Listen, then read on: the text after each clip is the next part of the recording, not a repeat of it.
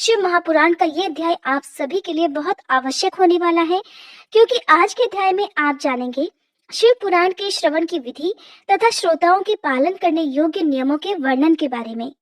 शौनक जी कहते हैं, हे सूत जी, आपको नमस्कार है। आप धन्य हैं, शिव भक्तों में श्रेष्ठ हैं। आपके महान गुण वर्णन करने योग्य है। अब आप कल्याणमय शिव पुराण के श्रवण की विधि बतलाइए, जिससे सभी श्रोताओं को संपूर्ण उत्तम फल की प्राप्ति हो सके। तब सूत जी महाराज कहने लगे कि हे मुनि शौनक, अब मैं तुम्हें संपूर्ण फल की प्राप्ति के लिए शिव पुराण के श्रवण की विधि बता रहा हूँ।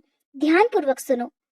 पहले किसी ज्योतिषी को बुलाकर दान मान से संतुष्ट करके अपने सहयोगी लोगों के साथ बैठकर बिना किसी विघ्न बाधा के कथा की समाप्ति होने के उद्देश्य से शुद्ध मुहूर्त का अनुसंधान कराएं और फिर प्रयत्न पूर्वक देश देश में स्थान स्थान पर यह संदेश भेजें कि हमारे यहाँ शिव पुराण की कथा होने वाली है। अपनी कल्याण की इच्छा रखने वाले लोगों को उसे सुनने के लिए अवश्य पधारना चाहिए। कुछ लोग भगवान श्रीहरि की कथा से बहुत दूर पड़ गए हैं। कितने ही स्त्री शूद्र आदि भगवान शंकर के कथा कीर्तन से वंचित रहते हैं। उन सभी को भी सूचना मिल जाए, ऐसा प्रबंध करना चाहिए। देश देश के जिस भी कोने में जो भगवान शिव के भक्त हो तथा शिव कथा के कीर्तन और श्रवण के लिए उत्सुक हो, उन सभी को आदर पूर्वक बुलवाना चाहिए और आए हुए लोगों का सभी प्रकार से आदर सत्कार करना चाहिए। शिव मंदिर में, तीर्थ में, वन प्रांत में अथवा घर में शिव पुराण की कथा सुनने के लिए उत्तम स्थान का निर्माण करना चाहिए। केले के खंभों से सुशोभित एक ऊंचा कथा मंडप तैयार कराएं। उसे सब ओर से फल पुष्प आदि से तथा सुंदर चंदोवे से अलंकृत करें और चारों ओर ध्वजा पता लगाकर तरह तरह के सामानों से सजाकर सुंदर शोभा संपन्न बना दें। भगवान शिव के प्रति सभी प्रकार से उत्तम भक्ति करनी चाहिए। वही सब तरह से आनंद का विधान करने वाली है। परमात्मा भगवान शंकर के लिए दिव्य आसन का निर्माण करना चाहिए तथा कथावाचक के लिए भी एक ऐसा दिव्य आसन बनाना चाहिए जो उनके लिए सुखद हो सके। हे मुने, नियम पूर्वक कथा सुनने वाले श्रोताओं के लिए भी यथा योग्य सुंदर स्थानों की व्यवस्था करनी चाहिए। अन्य लोगों के लिए साधारण स्थान ही रखना चाहिए, जिसके मुख से निकली हुई वाणी देहधारियों के लिए कामधेनु के समान अभीष्ट फल देने वाली होती है। उस पुराण वेत्ता विद्वान वक्ता के प्रति तुच्छ बुद्धि कभी नहीं करनी चाहिए। संसार में जन्म तथा गुणों के कारण बहुत से गुरु होते हैं, परंतु उन सभी में पुराणों का ज्ञाता विद्वान ही सबसे परम गुरु माना जाता है। पुराण वेत्ता पवित्र, दक्ष, शांत, ईर्ष्या पर विजय पाने वाला, साधु और दयालु होना चाहिए। ऐसा प्रवचन कुशल विद्वान इस पुण्यमयी कथा को कहे। सूर्योदय से आरंभ करके 3:30 पहर तक उत्तम बुद्धि वाले विद्वान पुरुष को शिव पुराण की कथा सम्यक रीति से बांचनी चाहिए। मध्याह्न काल में 2 घड़ी तक कथा बंद रखनी चाहिए, जिससे कथा कीर्तन से अवकाश पाकर लोग अपना अपना कार्य कर सकें। कथा प्रारंभ होने से एक दिन पहले व्रत ग्रहण करने के लिए वक्ता को शौर करा लेना चाहिए। जिन दिनों कथा हो रही हो उन दिनों प्रयत्न पूर्वक प्रातः काल का सारा नित्य कर्म संक्षेप से ही कर लेना चाहिए। वक्ता के पास उसकी सहायता के लिए एक दूसरा वैसा ही विद्वान स्थापित करना चाहिए और वह भी सभी प्रकार के संशयों को निवृत्त करने में समर्थ और लोगों को समझाने में कुशल होना चाहिए। कथा में आने वाले विघ्नों की निवृत्ति के लिए गणेश जी का पूजन सर्वप्रथम करना चाहिए। कथा के स्वामी भगवान शिव की तथा विशेषतः शिव पुराण की पुस्तक की भक्तिभाव से पूजा करें। तत्पश्चात उत्तम बुद्धि वाला श्रोता तन मन से शुद्ध और प्रसन्नचित्त होकर आदर पूर्वक शिव पुराण की कथा सुने। जो भी वक्ता और श्रोता अनेक प्रकार के कर्मों में भटक रहे हों, काम आदि 6 विकारों से युक्त हों, स्त्री में आसक्ति रखते हों और पाखंड पूर्ण बातें कहते हों, वे पुण्य के भागीदार कभी नहीं होते। जो लौकिक चिंता तथा धन, ग्रह और पुत्र आदि की चिंता को छोड़कर कथा में मन लगाए रहते हैं, उन शुद्ध बुद्धि पुरुषों को उत्तम फल की प्राप्ति होती है। आप सभी श्रोतागणों को एक जानकारी दे दूं कि आप सभी शिव महापुराण की इस कथा को घर पर जिस भी समय सुनते हैं, उस समय कोशिश यही करनी चाहिए कि आपके आसपास कोई भी किसी भी प्रकार का विघ्न आपकी इस कथा में ना हो। आप जब भी कथा सुने तो उस समय आपका मन शांत होना चाहिए। पूरी तरह से भगवान में ध्यान लगाकर आप उस कथा में इस तरह डूब जाएं कि आपको ऐसा लगना चाहिए कि सारा दृश्य आपके सामने उपस्थित हो गया है। उसे ही कहते हैं कि आप पूरी तरह से तन्मय होकर कथा सुन रहे हैं। और रही बात, जिस तरह से अभी इस कथा में बताया गया है कि आपको अपने आसपास कथा प्रारंभ करने से पहले सूचना दे देनी चाहिए कि आपके घर पर शिव महापुराण की कथा होने वाली है। तो ऐसा आपको तभी करना है जब आपके घर पर खुद आपने शिव महापुराण की कथा का पाठ रखवाया हो। जब आप मोबाइल के द्वारा इन कथाओं को सुनते हैं तब आपके लिए ऐसा करना बिल्कुल भी जरूरी नहीं है। लेकिन हाँ, अगर आप हो सके तो इन कथाओं को मोबाइल पर, चाहे वो किसी भी माध्यम से हो, चाहे वो फेसबुक हो, व्हाट्सएप हो, स्टेटस हो, उसके माध्यम से आप इन कथाओं को दूसरे लोगों तक भेज सकते हैं। लेकिन इन कथाओं का संदेश आपको उन्हीं लोगों तक भेजना है जो कि भगवान में विश्वास रखते हो, जो कि सच्चे मन से शिव महापुराण की कथाएं सुनना चाहते हो। ऐसा ना हो कि आपने ऐसे लोगों को ये वीडियो शेयर कर दी जो उसमें बिल्कुल भी इंटरेस्ट ना रखते हो या उनका भगवान में विश्वास ही ना हो। कहते हैं आप जिस भी कथा को सुनते हैं या पढ़ते हैं, यदि आप उसका प्रसार करते हैं तो उसका कई गुना पुण्य भी आपको प्राप्त होता है। यही कारण है कि जब भी हमारे घर में चाहे शिव महापुराण की कथा का पाठ हो, सत्यनारायण भगवान की कथा हो, तो हम अपने आसपास के अपने रिश्तेदारों को सूचित कर देते हैं कि आज हमारे घर पर ये कथा प्रारंभ होने वाली है, आप सभी समय से आकर कथा का रसपान कर सकते हैं। अब क्योंकि जमाना बदल रहा है, डिजिटल जमाना हो चुका है, तो लोग मोबाइल पर ही इन कथाओं का नियमित रूप से श्रवण कर लेते हैं। ऐसे में हो सके तो आप, चाहे वो मेरे चैनल पर वीडियोस देखते हैं या किसी और के चैनल पर देखते हैं, जो भी वीडियो आपको पसंद आती है उसको ज्यादा से ज्यादा लोगों तक आप शेयर कर दिया करें। यहाँ पर श्री सूत जी महाराज बहुत ही आवश्यक नियम बता रहे हैं जो कि श्रोताओं के लिए सबसे जरूरी होता है। जो लौकिक चिंता और धन, ग्रह, पुत्र आदि की चिंता को छोड़कर कथा में मन लगाए रहते हैं, उन शुद्ध बुद्धि पुरुषों को और उन शुद्ध बुद्धि भक्तों को उत्तम फल की प्राप्ति होती है। जो श्रोता श्रद्धा और भक्ति से युक्त होते हैं, दूसरे कर्म में मन नहीं लगाते, यानी कि कथा सुनते समय उनका सारा ध्यान केवल कथा में ही रहता है, और जो भक्त मौन, पवित्र और उद्वेग शून्य होते हैं, वे ही पुण्य के भागीदार होते हैं। कहते हैं कि जब भी आप किसी भी भगवान की कथा सुनते हैं तब आपको अपनी आंखें बंद कर मन की आंखों से सारे दृश्य को देखना चाहिए।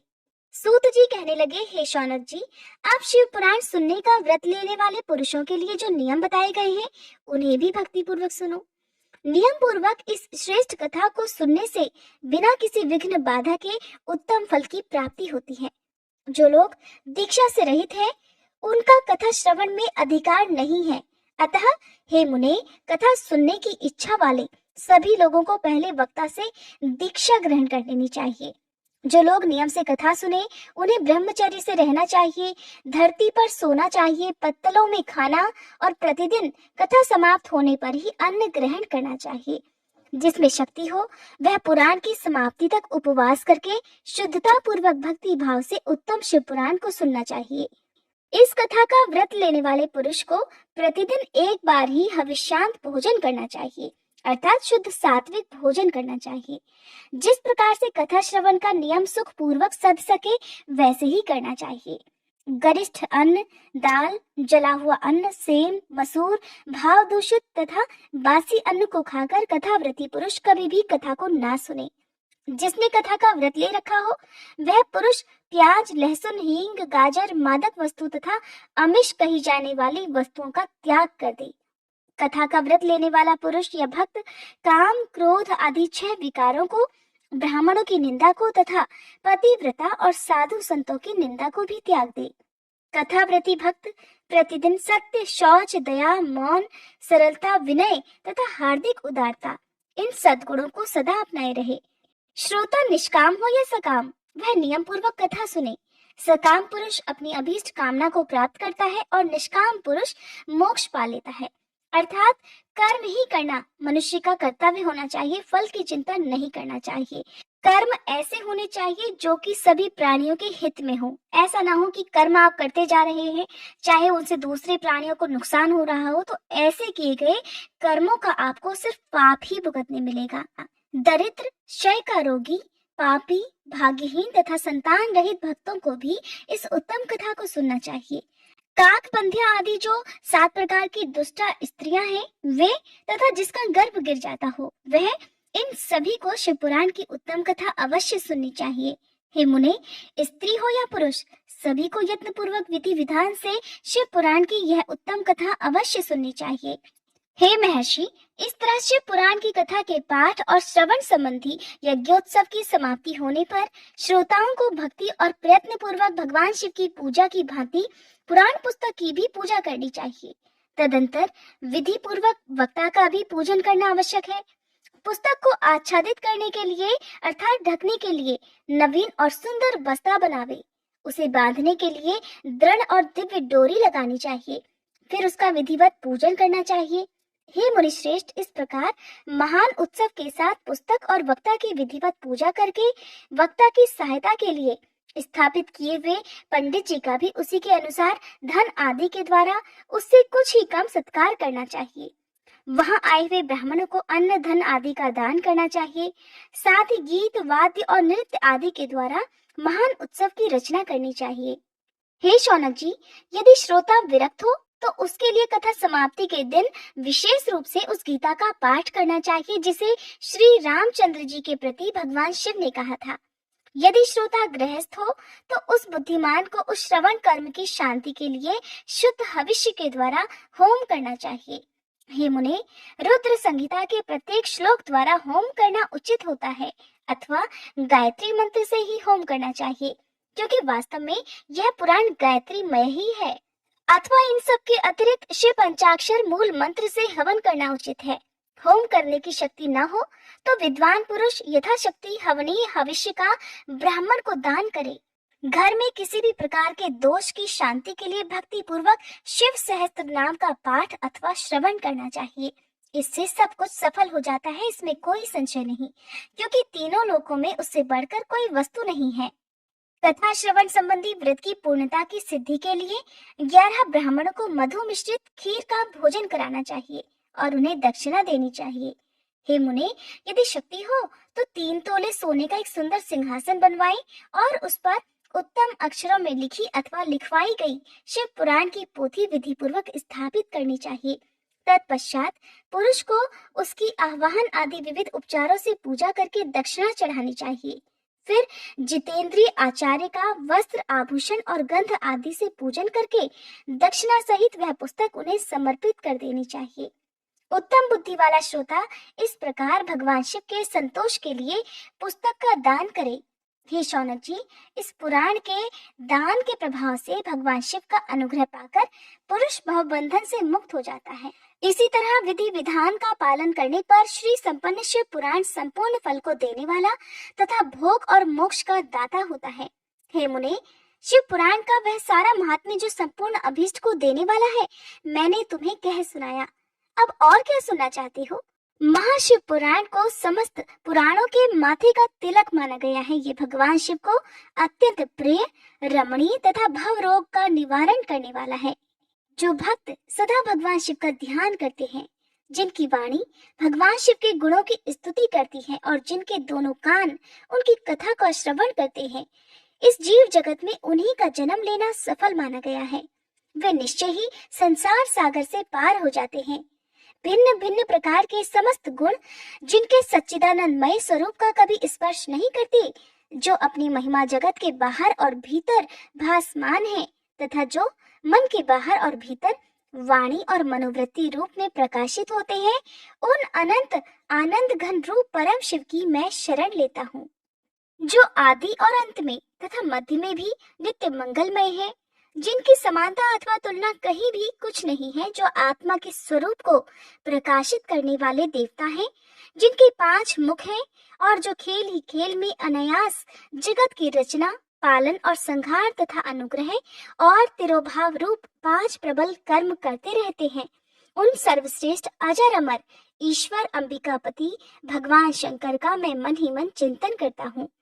व्यास जी कहते हैं, जो धर्म का महान क्षेत्र है और जहाँ गंगा यमुना का संगम हुआ है, उस परम पुण्यमय प्रयाग में जो ब्रह्मलोक का मार्ग है, सत्यव्रत में तत्पर रहने वाले महातेजस्वी महाभाग महात्मा मुनियों ने एक विशाल ज्ञान यज्ञ का आयोजन किया। उस ज्ञान यज्ञ का समाचार सुनकर पौराणिक शिरोमणि व्यास शिष्य महामुनि सूत जी वहां मुनियों के दर्शन करने के लिए आए। सूत जी को आते देखकर वे सभी मुनि उस समय हर्ष से खिल उठे और अत्यंत प्रसन्न मन से उन्होंने उनका विधिवत स्वागत सत्कार किया। तत्पश्चात उन प्रसन्न महात्माओं ने उनकी विधिवत स्तुति करके विनय पूर्वक हाथ जोड़कर इस प्रकार कहा, हे सर्वज्ञ विद्वान रोमहर्षण जी, आपका भाग्य बड़ा भारी है। इसी से आपने व्यास जी के मुख से अपनी प्रसन्नता के लिए ही संपूर्ण पुराण विद्या प्राप्त की है। इसीलिए आप आश्चर्य स्वरूप कथाओं के भंडार हैं। ठीक उसी तरह जैसे रत्नाकर समुद्र बड़े बड़े सारभूत रत्नों का आगार है, तीनों लोकों में भूत वर्तमान और भविष्य तथा और भी जो कोई वस्तु है वह आपसे अज्ञात नहीं है। आप हमारे सौभाग्य से इस यज्ञ का दर्शन करने के लिए यहाँ पधार गए हैं और इसी व्यास से हमारा कुछ कल्याण करने वाले हैं, क्योंकि आपका आगमन कभी निरर्थक हो ही नहीं सकता। हमने पहले भी आपसे शुभाशुभ तत्व का पूरा पूरा वर्णन सुना है, किंतु उसे तृप्ति नहीं होती। हमें उसे सुनने की बारंबार इच्छा होती है। हे उत्तम बुद्धि वाले सूत जी, इस समय हमें एक ही बात सुननी है। यदि आपका अनुग्रह हो तो गोपनीय होने पर भी आप उस विषय का वर्णन कीजिए।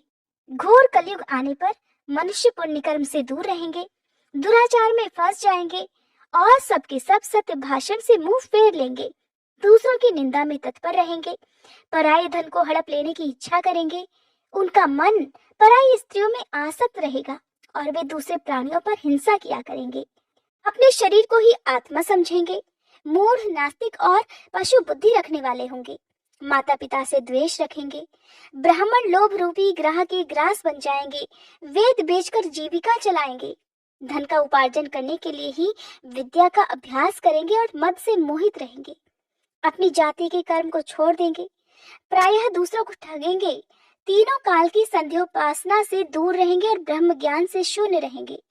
समस्त क्षत्रिय भी स्वधर्म का त्याग करने वाले होंगे, कुसंगी, पापी और व्यभिचारी होंगे, उनमें शौर्य का अभाव होगा।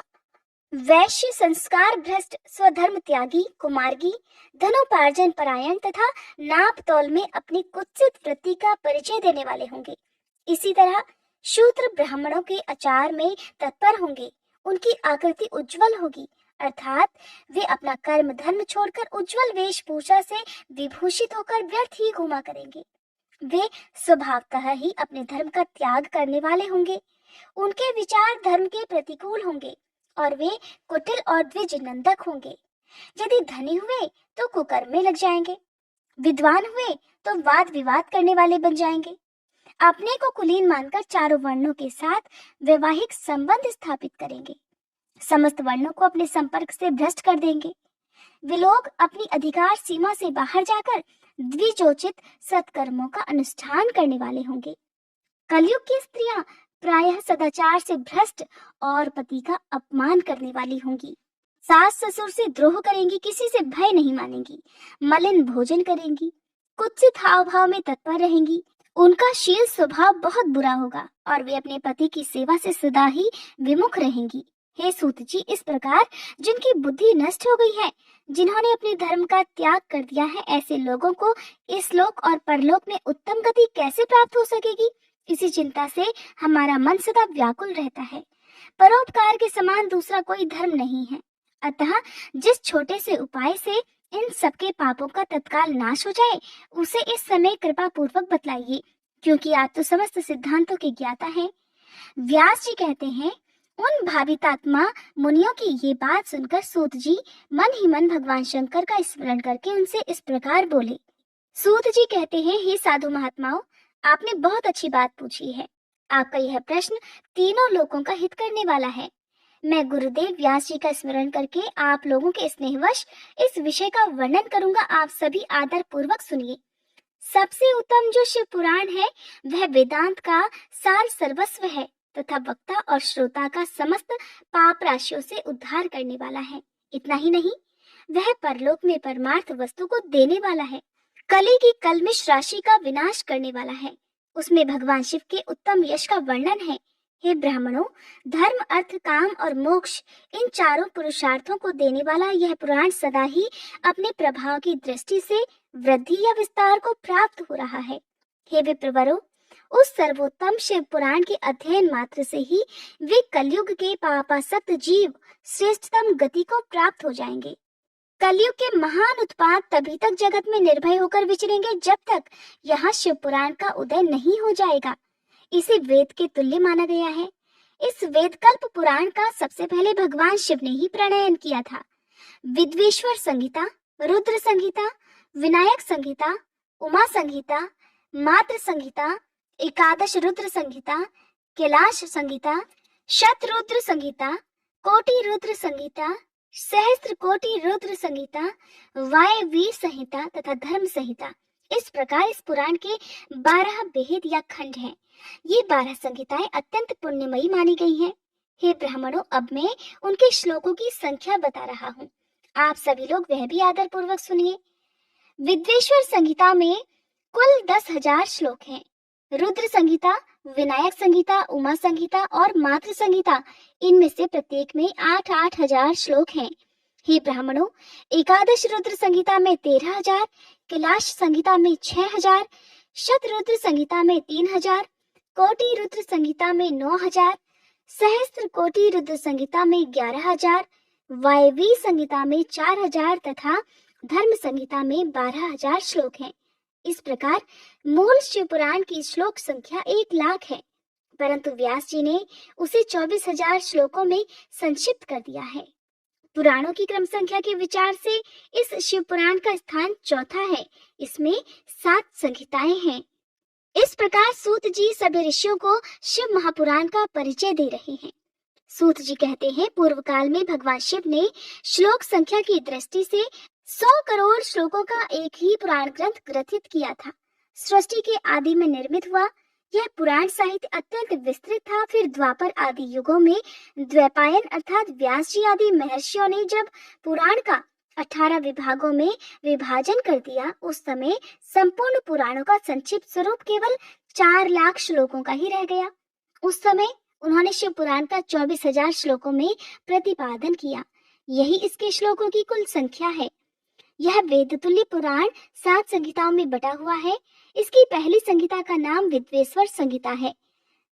इस प्रकार 7 संहिताओं से युक्त दिव्य शिव पुराण वेद के तुल्य प्रमाणिक तथा सबसे उत्कृष्ट गति प्रदान करने वाला है। यह निर्मल शिव पुराण भगवान शिव के द्वारा ही प्रतिपादित है। इसे शैव शिरोमणि भगवान व्यास जी ने संक्षेप से संकलित किया है। ये समस्त जीव समुदाय के लिए उपकारक, त्रिविध तापों का नाश करने वाला, तुलना रहित और सत्पुरुषों को कल्याण प्रदान करने वाला है। इसमें वेदांत विज्ञान में प्रधान तथा निष्कपट अर्थात निष्काम धर्म का प्रतिपादन किया गया है। यह पुराण ईर्ष्या रहित अंतःकरण वाले विद्वानों के लिए जानने की वस्तु है। इस वर्तमान कल्प में जब सृष्टि कर्म आरंभ हुआ था, उन दिनों 6 कुलों के महर्षि परस्पर वाद विवाद करते हुए कहने लगे, अमुक वस्तु सबसे उत्कृष्ट है और अमुक नहीं है। उनके इस विवाद ने अत्यंत महान रूप धारण कर लिया और वे सब के सब अपनी शंका के समाधान के लिए सृष्टिकर्ता अविनाशी ब्रह्मा जी के पास गए और हाथ जोड़कर विनय भरी वाणी में कहने लगे, हे प्रभु, आप संपूर्ण जगत को धारण पोषण करने वाले तथा समस्त कारणों के भी कारण हैं। हम ये जानना चाहते हैं कि संपूर्ण तत्वों से परे परात्पर पुराण पुरुष कौन है। तब ब्रह्मा जी ने कहा, जहाँ से मन सहित वाणी उन्हें न पाकर लौट आती है तथा जिनसे ब्रह्मा, विष्णु, रुद्र और इंद्र आदि से युक्त ये संपूर्ण जगत समस्त भूतों और इंद्रियों के साथ पहले प्रकट हुआ है, वे ही ये देव महादेव सर्वज्ञ और संपूर्ण जगत के स्वामी है। ये ही सबसे उत्कृष्ट है। भक्ति से ही इनका साक्षात्कार होता है। दूसरे किसी उपाय से कहीं इनका दर्शन हो ही नहीं सकता। रुद्र, हरि, हर तथा अन्य देवेश्वर सदा उत्तम भक्ति भाव से उनका दर्शन करना चाहते हैं। भगवान शिव में भक्ति होने से मनुष्य संसार बंधन से मुक्त हो जाता है। देवता की कृपा प्रसाद से उनमें भक्ति होती है और भक्ति से देवता का कृपा प्रसाद प्राप्त होता है। ठीक उसी तरह जैसे यहाँ अंकुर से बीज और बीज से अंकुर पैदा होता है। इसलिए तुम सब ब्रह्म ऋषि भगवान शंकर का कृपा प्रसाद प्राप्त करने के लिए भूतल पर जाकर वहां सहस्त्रों वर्षों तक चालू रहने वाले एक विशाल यज्ञ का आयोजन करो। इन यज्ञपति भगवान शिव की ही कृपा से वेदोक्त विद्या के सारभूत साध्य साधन का ज्ञान होता है। सूत जी कहते हैं, हे मुनीश्वरों, इस साधन का महात्म्य बताने के प्रसंग में आप लोगों के लिए एक प्राचीन वृतांत का वर्णन करूंगा, उसे ध्यान देकर आप सुनिए। पहले समय की बात है, पराशर मुनि के पुत्र मेरे गुरु व्यास देव जी सरस्वती नदी के सुंदर तट पर तपस्या कर रहे थे। एक दिन सूर्य तुल्य तेजस्वी विमान से यात्रा करते हुए भगवान सनत कुमार अकस्मात वहां जा पहुंचे और उन्होंने मेरे गुरु को वहां देखा। वे ध्यान में मग्न थे। उससे जगने पर उन्होंने ब्रह्मपुत्र सनत कुमार जी को अपने सामने उपस्थित देखा। देखकर वे बड़े वेग से उठे और उनके चरणों में प्रणाम करके मुनि ने उन्हें अर्घ्य दिया और देवताओं के बैठने योग्य आसन भी अर्पित किया। तब प्रसन्न हुए भगवान सनत कुमार विनीत भाव से खड़े हुए व्यास जी से गंभीर वाणी में कहने लगे, हे मुने, तुम सत्य वस्तु का चिंतन करो। वह सत्य पदार्थ भगवान शिव ही है जो तुम्हारे साक्षात्कार के विषय होंगे। भगवान शंकर का श्रवण, कीर्तन, मनन, ये 3 महत्तर साधन कहे गए हैं। ये तीनों ही वेद सम्मत हैं। पूर्व काल में मैं दूसरे साधनों के संभ्रम में पड़कर घूमता घामता मंदराचल पर जा पहुंचा और वहां तपस्या करने लगा। तदंतर महेश्वर शिव की आज्ञा से भगवान नंदिकेश्वर वहां आए। उनकी मुझ पर बड़ी दया थी। वे सबके साक्षी तथा शिव गणों के स्वामी भगवान नंदिकेश्वर मुझे स्नेह पूर्वक मुक्ति का उत्तम साधन बताते हुए कहने लगे, भगवान शंकर का श्रवण, कीर्तन और मनन, ये तीनों साधन वेद सम्मत हैं और मुक्ति के साक्षात कारण हैं। ये बात स्वयं भगवान शिव ने मुझसे कही है। अतः हे ब्राह्मण, तुम श्रवण आदि तीनों साधनों का ही अनुष्ठान करो। व्यास जी से बार बार ऐसा कहकर अनुगामियों सहित ब्रह्मपुत्र सनत कुमार परम सुंदर ब्रह्मधाम को चले गए। इस प्रकार पूर्व काल के इस उत्तम वृतांत का मैंने संक्षेप से वर्णन किया है। तब ऋषिगण कहने लगे, हे सूत जी, श्रवण आदि 3 साधनों को आपने मुक्ति का उपाय बताया है, किंतु जो श्रवण आदि तीनों साधनों में असमर्थ हो, वह मनुष्य किस उपाय का अवलंबन करके मुक्त हो सकता है? किस साधन भूत कर्म के द्वारा बिना प्रयास के ही मोक्ष मिलता है, इसके बारे में भी बताइए। सूत जी कहते हैं, हे शौनक जी, जो श्रवण, कीर्तन और मनन इन तीनों साधनों के अनुष्ठान में समर्थ न हो, वो भगवान शंकर के लिंग और मूर्ति की स्थापना करके नित्य उसकी पूजा करे तो संसार सागर से पार हो सकता है। वंचना अथवा छल न करते हुए अपनी शक्ति के अनुसार धनराशि ले जाए और उसे शिवलिंग अथवा शिव मूर्ति की सेवा के लिए अर्पित कर दे। साथ ही निरंतर उस लिंग और मूर्ति की पूजा भी करे। उसके लिए भक्ति भाव से मंडप, गोपुर, तीर्थ, मठ और क्षेत्र की स्थापना करे और उत्सव रचाए। वस्त्र, गंध, पुष्प, धूप, दीप, पूवे और शाक आदि व्यंजनों से युक्त भांति भांति के भक्ष्य भोजन अन्न नैवेद्य के रूप में समर्पित करे। छत्र, ध्वजा, व्यंजन, चामर तथा अन्य अंगों सहित राजोपचार की भांति सब सामान भगवान शिव के लिंग और मूर्ति को चढ़ाएं। प्रदक्षिणा, नमस्कार तथा यथाशक्ति जप करना चाहिए। आह्वान से लेकर विसर्जन तक सारा कार्य प्रतिदिन भक्ति भाव से संपन्न करें। इस प्रकार शिवलिंग अथवा शिव मूर्ति में भगवान शंकर की पूजा करने वाला पुरुष श्रवण आदि साधनों का अनुष्ठान न करे तो भी भगवान शिव की प्रसन्नता से सिद्धि प्राप्त कर लेता है। पहले के बहुत से महात्मा पुरुष लिंग और शिव मूर्ति की पूजा करने मात्र से ही भव बंधन से मुक्त हो चुके हैं। तब ऋषियों ने पूछा, मूर्ति में ही सर्वत्र देवताओं की पूजा होती है, लिंग में नहीं, परंतु भगवान शिव की पूजा सब जगह मूर्ति में और लिंग में भी क्यों की जाती है? शौनक जी के इस प्रश्न को सुनकर सूत जी ने कहा, हे मुनीश्वरों, तुम्हारा ये प्रश्न तो बड़ा ही पवित्र और अत्यंत अद्भुत है। इस विषय में महादेव जी ही वक्ता हो सकते हैं। दूसरा कोई पुरुष कभी और कहीं भी इसका प्रतिपादन नहीं कर सकता। इस प्रश्न के समाधान के लिए भगवान शिव ने जो कुछ कहा है और उसे मैंने अपने गुरु जी के मुख से जिस प्रकार सुना है, उसी तरह क्रमशः वर्णन करूंगा। एकमात्र भगवान शिव ही ब्रह्म रूप होने के कारण निष्कल अर्थात निराकार कहे गए हैं। रूपवान होने के कारण उन्हें सकल भी कहा गया है, इसलिए वे सकल और निष्कल दोनों ही हैं। शिव के निष्कल निराकार होने के कारण ही उनकी पूजा का आधारभूत लिंग भी निराकार ही प्राप्त हुआ है, अर्थात शिवलिंग शिव के निराकार स्वरूप का प्रतीक है। इसी तरह शिव के सकल या साकार होने के कारण उनकी पूजा का आधारभूत विग्रह साकार प्राप्त होता है, अर्थात शिव का साकार विग्रह उनके साकार स्वरूप का प्रतीक होता है। सकल और अकल अर्थात समस्त अंग आकार सहित साकार और अंग आकार से सर्वथा रहित निराकार रूप होने से ही वे ब्रह्म शब्द से कहे जाने वाले परमात्मा हैं। और यही कारण है कि सब लोग लिंग जो कि निराकार माना जाता है और मूर्ति जिसे साकार कहते हैं, दोनों में ही सदा भगवान शिव की पूजा करते हैं।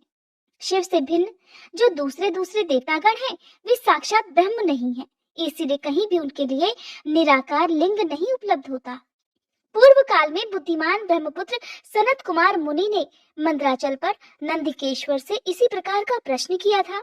सनत कुमार जी ने कहा था, हे भगवान, शिव से भिन्न जो देवता हैं, उन सब की पूजा के लिए चारों ओर प्रायः वेर अर्थात मूर्ति मात्र ही अधिक संख्या में देखा और सुना जाता है। केवल भगवान शिव की ही पूजा में लिंग और वेर दोनों का ही उपयोग देखने में आता है। अतः कल्याणमय नंदिकेश्वर, इस विषय में जो कुछ भी तत्व की बात हो उसे मुझे इस प्रकार बताइए जिससे मुझे अच्छी तरह से समझ में आ जाए। तब नंदिकेश्वर ने सनत कुमार को समझाते हुए कहा कि हे निष्पाप ब्रह्म कुमार, आपके इस प्रश्न का हम जैसे लोगों के द्वारा कोई उत्तर नहीं दिया जा सकता, क्योंकि ये गोपनीय विषय है और लिंग साक्षात ब्रह्म का प्रतीक है। तथापि आप शिव भक्त हैं, इसीलिए इस विषय में भगवान शिव ने जो कुछ भी बताया है उसे ही आपके समक्ष कहता हूँ। भगवान शिव ब्रह्म स्वरूप और निष्कल अर्थात निराकार हैं, इसलिए उन्हीं की पूजा में निष्कल लिंग का उपयोग होता है। संपूर्ण वेदों का भी यही मत है। तब सनत कुमार कहने लगे, हे महाभाग योगेंद्र, आपने भगवान शिव और दूसरे देवताओं के पूजन में लिंग और मूर्ति के प्रचार का जो रहस्य विभाग पूर्वक बताया है वह यथार्थ है। इसलिए लिंग और मूर्ति आदि की उत्पत्ति का जो उत्तम वृतांत है उसी को मैं इस समय सुनना चाहता हूँ। लिंग के प्राकट्य का रहस्य सूचित करने वाला प्रसंग मुझे सुनाइए। इसके उत्तर में नंदिकेश्वर ने भगवान महादेव के निष्कल स्वरूप लिंग के आविर्भाव का प्रसंग सुनाना प्रारंभ किया। उन्होंने ब्रह्मा तथा विष्णु के विवाद, देवताओं की व्याकुलता और चिंता, देवताओं का दिव्य कैलाश शिखर पर गमन, उनके द्वारा चंद्रशेखर महादेव का स्तवन, देवताओं से प्रेरित हुए महादेव जी का ब्रह्मा और विष्णु के विवाद स्थल में आगमन और दोनों के बीच में निष्कल आदि अंत रहित भीषण अग्निस्तंभ के रूप में उनका आविर्भाव आदि प्रसंगों की कथा कही। इसके पश्चात श्री ब्रह्मा और विष्णु दोनों के द्वारा उस ज्योतिर्मय स्तंभ की ऊंचाई और गहराई का थाह लेने का प्रयास और केतकी पुष्प के शाप वरदान आदि के प्रसंग भी सुनाए। नंदिकेश्वर कहने लगे, तदंतर वे दोनों ब्रह्मा और विष्णु भगवान शंकर को प्रणाम करके दोनों हाथ जोड़कर उनके दाएं बाएं भाग में चुपचाप खड़े हो गए। फिर उन्होंने वहां साक्षात प्रकट पूजनीय महादेव जी को श्रेष्ठ आसन पर स्थापित करके पवित्र पुरुष वस्तुओं द्वारा उनका पूजन किया। दीर्घ काल तक अविकृत भाव से सुस्थिर रहने वाली वस्तुओं को पुरुष वस्तु कहते हैं और अल्प काल तक ही टिकने वाली क्षणभंगुर वस्तुएं प्राकृत वस्तुएं कहलाती हैं। इस तरह वस्तु के ये दो भेद जानने चाहिए, अर्थात किन किन पुरुष वस्तुओं से उन्होंने भगवान शिव का पूजन किया ये बताया जाता है।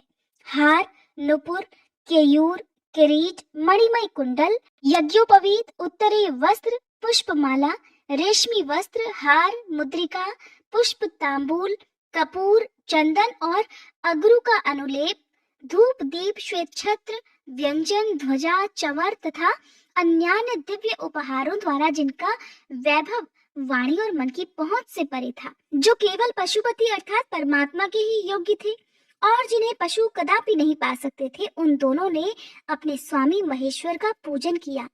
सबसे पहले वहां ब्रह्मा जी और विष्णु जी ने भगवान शंकर की पूजा की। इससे प्रसन्न होकर भक्ति पूर्वक भगवान शिव ने वहां नम्र भाव से खड़े हुए उन दोनों देवताओं से मुस्कुराकर कहा। महेश्वर कहने लगे, हे पुत्रों, आज का दिन एक महान दिन है।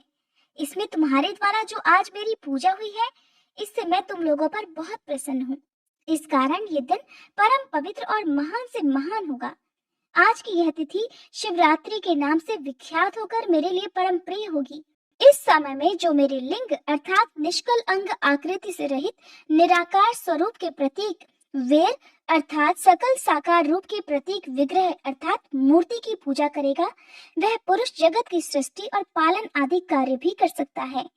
जो शिवरात्रि को दिन रात निराहार और जितेंद्रिय रहकर अपनी शक्ति के अनुसार निश्चल भाव से मेरी यथोचित पूजा करेगा, उसको मिलने वाले फल का वर्णन भी सुनो। 1 वर्ष तक निरंतर मेरी पूजा करने पर जो फल मिलता है, वह सारा फल केवल शिवरात्रि को ही मेरा पूजन करने से मनुष्य तत्काल प्राप्त कर लेता है। जैसे पूर्ण चंद्रमा का उदय समुद्र की वृद्धि का अवसर है, ठीक उसी प्रकार ये शिवरात्रि तिथि मेरे धर्म की वृद्धि का समय है। इस स्थिति में मेरी स्थापना आदि का मंगलमय उत्सव होना चाहिए।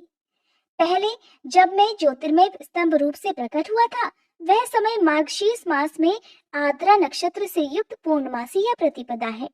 जो पुरुष मार्गशीर्ष मास में आद्रा नक्षत्र होने पर पार्वती सहित मेरा दर्शन करता है अथवा मेरी मूर्ति या लिंग की ही झांकी करता है, वह मेरे लिए कार्तिकेय से भी अधिक प्रिय है। उस शुभ दिन को मेरे दर्शन मात्र से पूरा फल प्राप्त होता है। यदि दर्शन के साथ साथ मेरा पूजन भी किया जाए तो इतना अधिक फल प्राप्त होता है कि उसका वर्णन वाणी के द्वारा नहीं किया जा सकता। वहां पर मैं लिंग रूप से प्रकट होकर बहुत बड़ा हो गया था, अतः उस लिंग के कारण यह भूतल लिंग स्थान के नाम से प्रसिद्ध हुआ। संसार के लोग इसका दर्शन और पूजन कर सके, इसके लिए ये अनादि और अनंत ज्योति स्तंभ अथवा ज्योतिर्मय लिंग अत्यंत छोटा हो जाएगा। ये लिंग सभी प्रकार के भोग सुलभ कराने वाला और भोग और मोक्ष का एकमात्र साधन है। इसका दर्शन, स्पर्श और ध्यान यदि किया जाए तो ये प्राणियों को जन्म और मृत्यु के कष्ट से मुक्ति दिलाने वाला है। अग्नि के पहाड़ जैसा जो ये शिवलिंग यहाँ प्रकट हुआ है, इसके कारण ये स्थान अरुणाचल नाम से प्रसिद्ध होगा। यहाँ अनेक प्रकार के बड़े बड़े तीर्थ प्रकट होंगे। इस स्थान में निवास करने या मरने से जीवों को मोक्ष मिल जाएगा। मेरे 2 रूप हैं, सकल और निष्कल। दूसरे किसी के ऐसे रूप नहीं है। पहले मैं स्तंभ रूप से प्रकट हुआ था, फिर अपने साक्षात रूप से। ब्रह्म भाव मेरा निष्कल रूप है और महेश्वर भाव सकल रूप, ये दोनों मेरे ही सिद्ध रूप हैं। मैं ही परब्रह्म परमात्मा हूँ। कला युक्त और अकल मेरे ही स्वरूप हैं। ब्रह्म रूप होने के कारण मैं ईश्वर भी हूँ। जीवों पर अनुग्रह करना आदि मेरे कार्य हैं। हे ब्रह्मा और केशव, मैं सबसे बृहत और जगत की वृद्धि करने वाला होने के कारण ब्रह्म कहलाता हूँ। सर्वत्र समरूप से स्थित और व्यापक होने से मैं ही सबका आत्मा हूँ। सर्ग से लेकर अनुग्रह तक अर्थात आत्मा या ईश्वर से भिन्न जो जगत संबंधी 5 कर्म हैं, वे सदा मेरे ही हैं। मेरे अतिरिक्त दूसरे किसी के नहीं है, क्योंकि मैं ही सबका ईश्वर हूँ।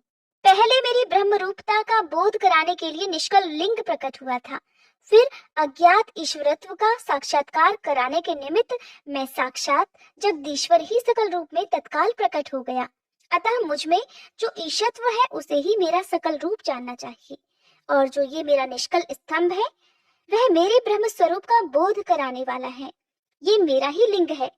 तुम दोनों प्रतिदिन यहाँ आकर इसका पूजन करो। ये मेरा ही स्वरूप है और मेरे सामीप्य की प्राप्ति कराने वाला है। लिंग और लिंगी में नित्य अभेद होने के कारण मेरे इस लिंग का महान पुरुषों को भी पूजन करना चाहिए। मेरे एक लिंग की स्थापना करने का ये फल बतलाया गया है कि उपासक को मेरी समानता की प्राप्ति हो जाती है। यदि एक के बाद दूसरे शिवलिंग की भी स्थापना कर दी गई, तब तो उपासक को फलस्वरूप मेरे साथ एकत्व अर्थात सायुज्य मोक्ष रूप फल प्राप्त हो जाता है। प्रधानतया शिवलिंग की ही स्थापना करनी चाहिए। मूर्ति की स्थापना उसकी अपेक्षा गौण कर्म है। शिवलिंग के अभाव में सब ओर से मूर्ति युक्त होने पर भी वह स्थान क्षेत्र नहीं कहलाता। तब श्री ब्रह्मा जी और विष्णु जी ने पूछा, हे महादेव, सृष्टि आदि 5 कृत्यों के लक्षण क्या है, ये हम दोनों को बतलाइए। तब भगवान शिव कहने लगे, मेरे कर्तव्यों को समझना अत्यंत गहन है, फिर भी मैं कृपा पूर्वक तुम्हें उनके विषय में बता रहा हूँ। हे ब्रह्मा और अच्युत, सृष्टि, पालन, संहार, तिरोभाव और अनुग्रह, ये 5 ही मेरे जगत संबंधी कार्य हैं जो नित्य सिद्ध हैं। संसार की रचना का जो आरंभ है उसी को सर्ग या सृष्टि कहते हैं। मुझसे पालित होकर सृष्टि का सुस्थिर रूप से रहना ही उसकी स्थिति है। उसका विनाश ही संहार है। प्राणों के उत्क्रमण को तिरोभाव कहते हैं। इन सब से छुटकारा मिल जाना ही मेरा अनुग्रह होता है। इस प्रकार ये मेरे 5 कृत्य हैं। सृष्टि आदि जो 4 कृत्य हैं वे संसार का विस्तार करने वाले हैं, और 5वां कृत्य अनुग्रह मोक्ष का हेतु है। वह सदा मुझ में ही अचल भाव से स्थिर रहता है। मेरे भक्तजन इन 5 कृत्यों को 5 भूतों में देखते हैं।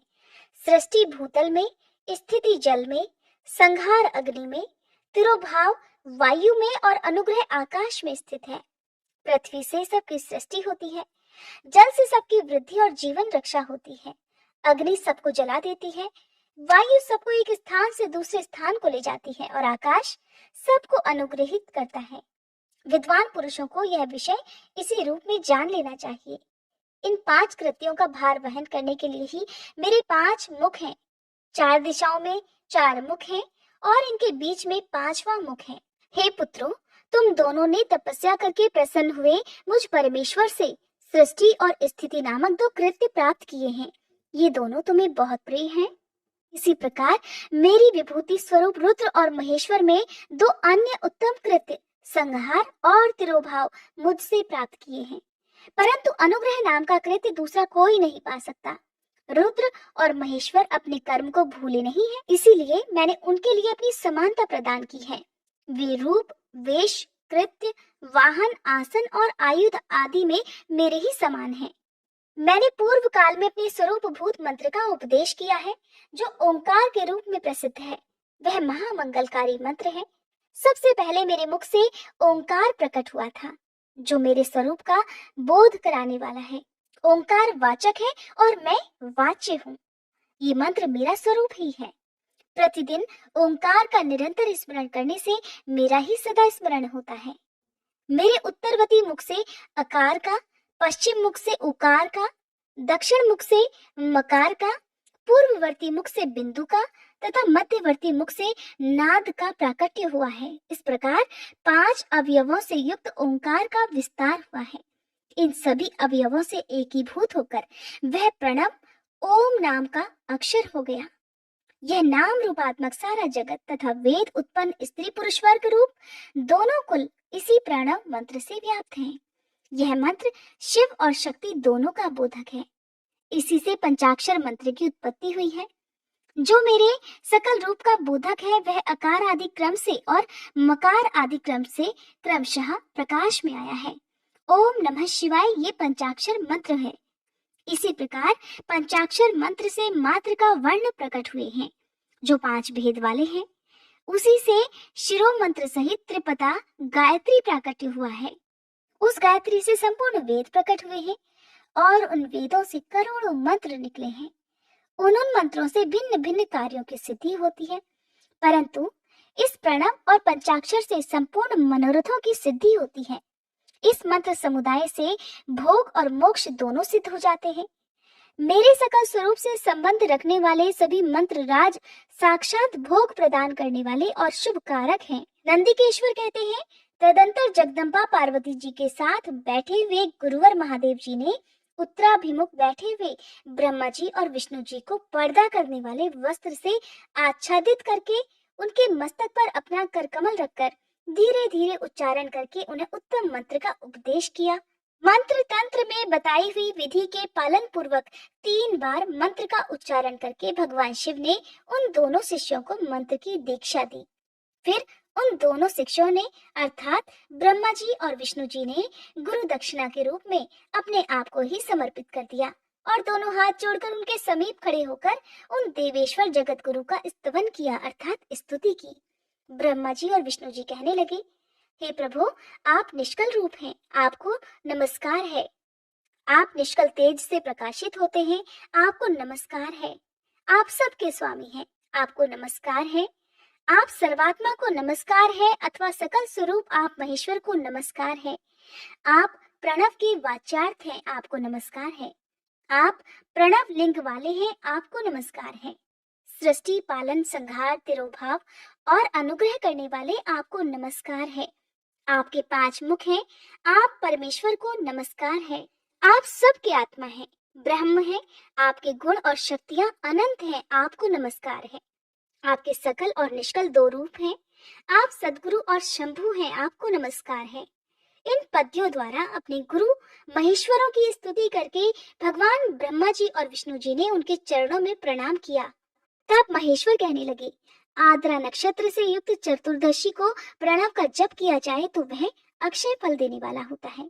सूर्य की संक्रांति से युक्त महा आद्रा नक्षत्र में एक बार किया हुआ प्रणव जप कोटि गुने जप का फल देता है। मृगशिरा नक्षत्र का अंतिम भाग तथा पुनर्वसु का आदि भाग पूजा, होम और तर्पण आदि के लिए सदा आद्रा के समान ही होता है, ये जानना चाहिए। मेरा या मेरे लिंग का दर्शन प्रभात काल में ही अर्थात प्रातः और संगम यानी कि मध्याह्न के पूर्व काल में करना चाहिए। मेरे दर्शन पूजन के लिए चतुर्दशी तिथि निशीथ व्यापिनी अथवा प्रदोष व्यापिनी लेनी चाहिए, क्योंकि परिवर्तनी तिथि से संयुक्त चतुर्दशी की ही प्रशंसा की जाती है।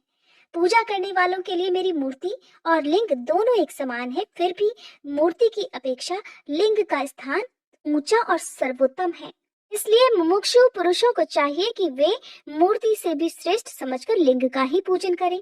लिंग का ओंकार मंत्र से और वेर अर्थात मूर्ति का पंचाक्षर मंत्र से पूजन करना चाहिए। शिवलिंग की स्वयं ही स्थापना करके अथवा दूसरों से भी स्थापना करवाकर उत्तम द्रव्यमय उपचारों से पूजन करना चाहिए। इससे मेरा पद सुलभ हो जाता है।